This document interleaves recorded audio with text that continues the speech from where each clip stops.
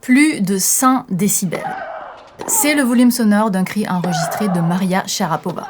Si vous étiez à côté de cette joueuse pile à ce moment-là, ce serait l'équivalent du volume sonore d'un klaxon de voiture ou d'un marteau-piqueur. Ces cris sont d'ailleurs controversés dans le monde du tennis et parfois considérés comme une nuisance sonore, voire de la triche par certains. Pourtant, il y a une vraie utilité puisque des études ont montré qu'un service avec cri permettait d'envoyer la balle avec une vitesse 5% plus élevée que sans cri. Personnellement, j'ai jamais eu d'opinion tranchée sur le sujet, j'ai toujours considéré ces cris comme bruit, un son lié à l'effort, rien de plus.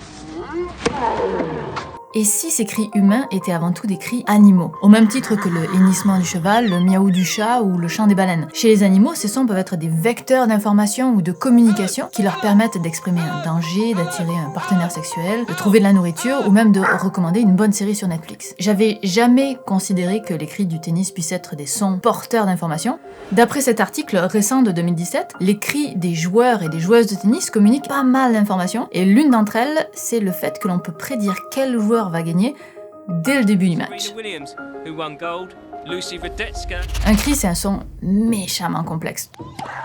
Trop complexe pour être analysé en un claquement de doigts, il faut faire un traitement avant. Celui que les chercheurs ont choisi de faire, c'est de décomposer le son en des sons plus simples. Un peu comme un gâteau déjà fait dont on voudrait extraire les ingrédients originaux comme la farine, les œufs ou le sucre. Alors pour un gâteau, c'est pas possible, mais pour un son, oui, ça s'appelle une analyse spectrale. Ça permet de décomposer un son complexe, le gâteau, en une multitude de fréquences sonores simples, ces ingrédients. Et dans l'article dont je vous parle, une fois l'onde sonore décomposée, ils ont choisi d'analyser uniquement la fréquence fondamentale du cri. Sans rentrer dans les détails, disons que c'est la fréquence la plus importante qui compose un son.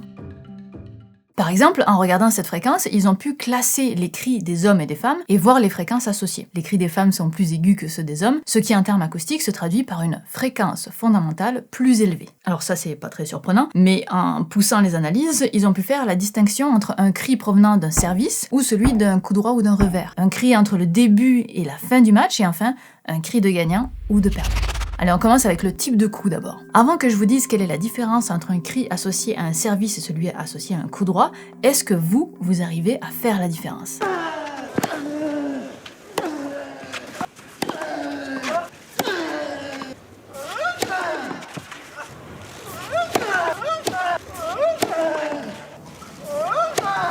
En fait, les cris associés au service sont en moyenne plus aigus que ceux des coups droits ou des revers. Alors c'est pas forcément évident, dit comme ça, qu'un coup amène à un cri plus ou moins aigu, mais dans ce cas-ci, l'hypothèse que les chercheurs avancent est biomécanique et je la trouve assez intéressante. Dans le mouvement de service, pour faciliter cette flexion de l'épaule et du haut du corps vers l'avant, les muscles abdominaux sont plus engagés que pendant un coup droit ou un revers. Et la contraction des abdos, ça induit une augmentation de la pression de l'air sous les cordes vocales, et plus la pression est forte, plus le son qui en ressort est aigu. Alors au tennis, c'est une conséquence involontaire parce que c'est lié au mouvement, mais par exemple, chez les chanteurs, eux, ils vont contrôler cette pression pour ajuster la hauteur de leur note. Et plus ils augmentent la pression, plus la note est aiguë. Deuxièmement, la fatigue accumulée. Les cris sont systématiquement plus aigus à la fin du match par rapport au début. Ce qui est quelque chose auquel les chercheurs s'attendaient parce qu'il est connu, du moins il est connu dans le monde de la recherche, que la voix devient de plus en plus aiguë quand on se rapproche de l'épuisement physique, mais aussi de l'augmentation de stress. Et on imagine bien qu'en finale de Roland-Garros, le stress doit être plus élevé au 3e ou au 5e set qu'au premier set.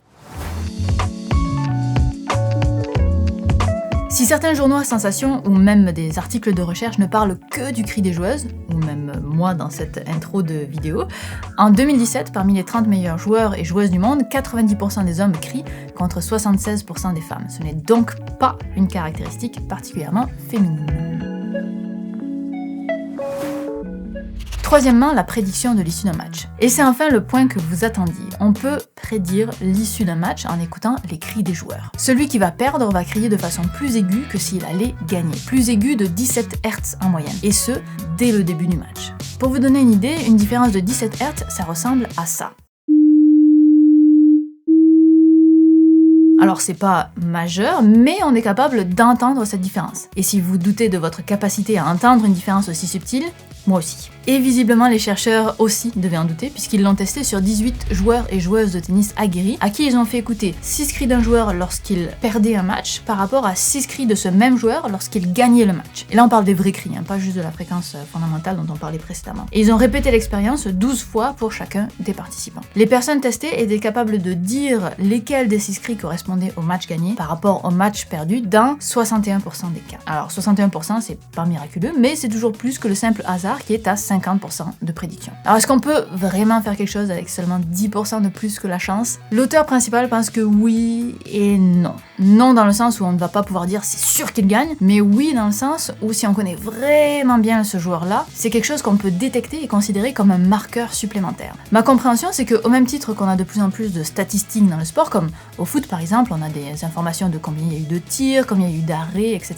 On pourrait avoir la même chose avec les cris des joueurs, où à la fin de chaque set, on aurait la fréquence fondamentale de chacun des joueurs comparée à son cri habituel. Ça servirait comme un prédicteur du gagnant, mais aussi une évaluation du degré de fatigue dans le match. D'autant qu'apparemment, cette différence de 17 Hz, qui distingue si le joueur est dans un match gagnant ou perdant, peut s'entendre dès le début du match. C'est assez fou quand on y pense que ça puisse s'entendre dès le début. Ça voudrait dire que les facteurs psychologiques et physiologiques d'avant le match sont primordiaux, comme le classement mondial, l'issue d'un match précédent avec cet adversaire, son bien-être physique, etc. Au point où tous ces facteurs peuvent déterminer l'issue d'un match sans avoir à le jouer.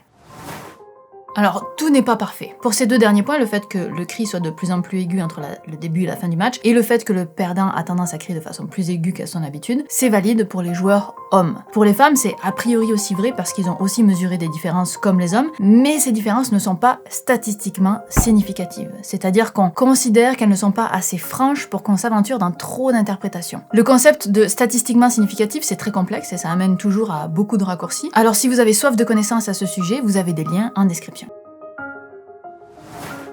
Donc si on récapépète depuis le début, comme disait mon prof de sport en 6ème, les cris des joueurs et des joueuses de tennis sont des cris animaux, au même titre que celui d'une baleine ou d'un chimpanzé, et ces cris renferment des informations dont on n'a pas conscience, comme le sexe, la fatigue et le stress accumulés, le type de coup, et surtout, si on va gagner un match ou non. J'espère que vous avez appris quelque chose, et si c'est le cas, je vous invite à vous abonner à ma chaîne, mais aussi à partager la vidéo, en particulier si vous avez des amis qui grognent, et pas que au tennis. D'ailleurs, en parlant de sons qui communiquent des informations, j'avais analysé le son du ronronnement du chat, vers laquelle je vous renvoie si le sujet vous titille. Et si vous suivez Roland Garros en ce moment, essayez d'écouter les cris des joueurs, et revenez me dire ensuite si vous avez réussi à prévoir l'issue du match, juste à l'écoute de votre joueur ou joueuse favori. Cette vidéo n'est pas sponsorisée, et c'est vous qui l'avez financée. Si vous souhaitez m'aider à toujours augmenter la qualité de mes vidéos, rejoignez la communauté de Tipeee, de Patreon ou de Utip, les liens sont en description. C'est vous qui permettez la création de ces vidéos. Partagez un maximum la vidéo et on se revoit mercredi dans 2 semaines pour un sujet très différent. À la prochaine, bye.